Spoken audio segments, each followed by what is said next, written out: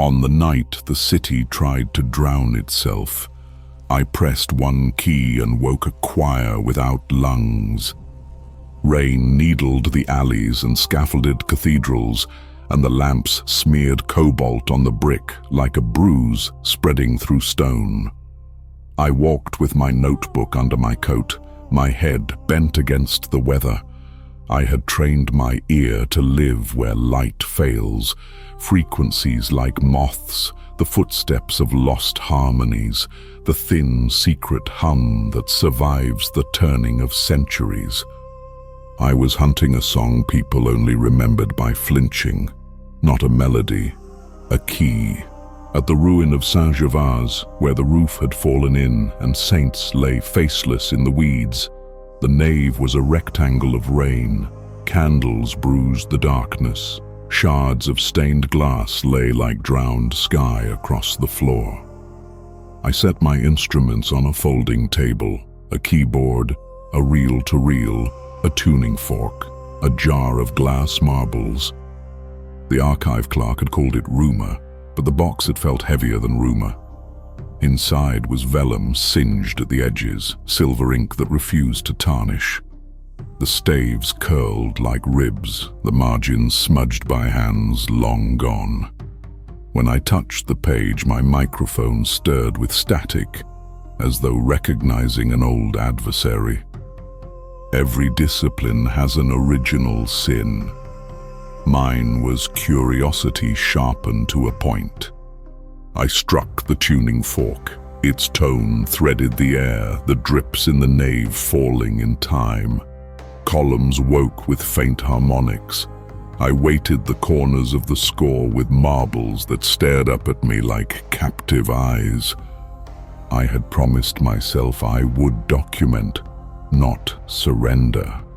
That promise was a costume scholars wear when they are already in the hunt.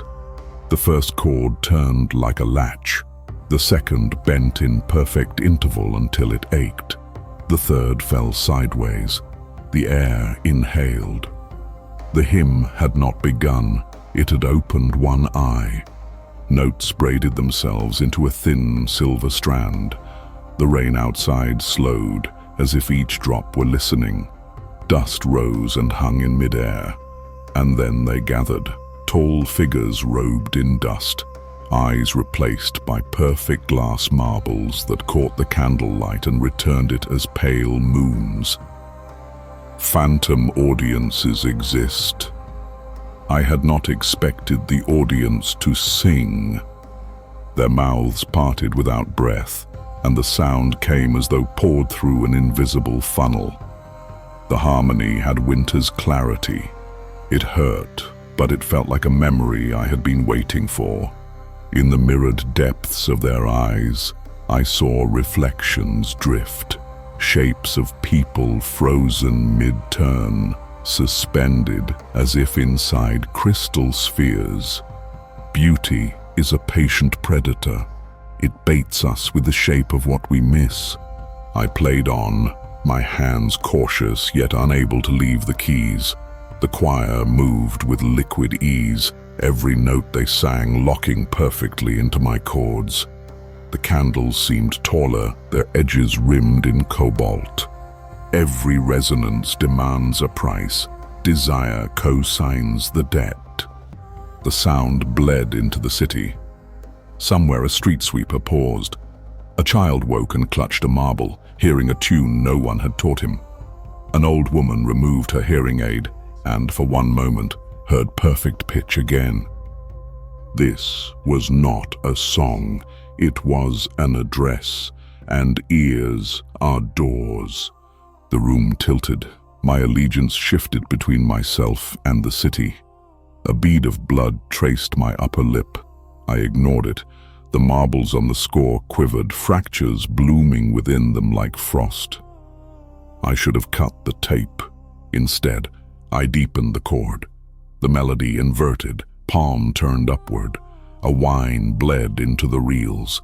The choir split in two, half frozen in place, half drifting toward me until their eyes hovered a breath from mine. My fog ghosted their surfaces, yet they remained immaculate.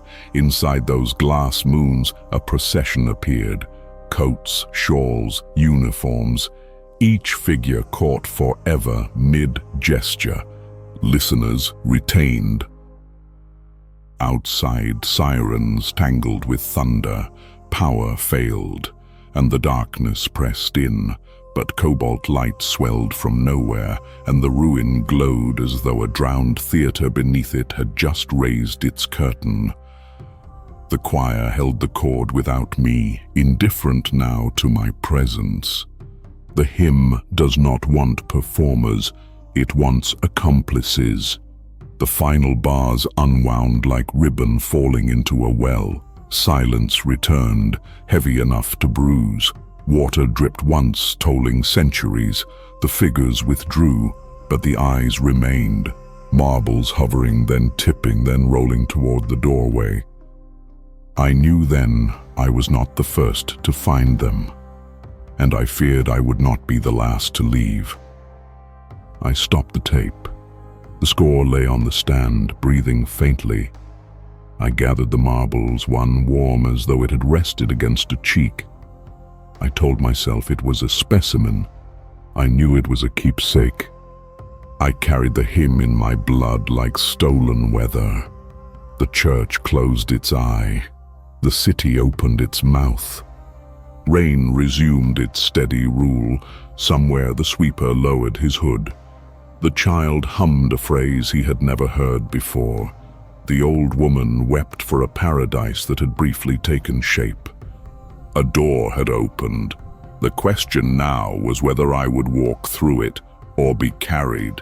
And beneath the rain, I heard a counterpulse, faint as a moth's wing inside a jar.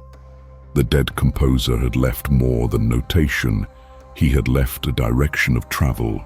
I followed it through streets shining like scales, past walls where posters peeled like old skin, toward a second key I already knew by heart. The city listened, hungry for instructions tonight.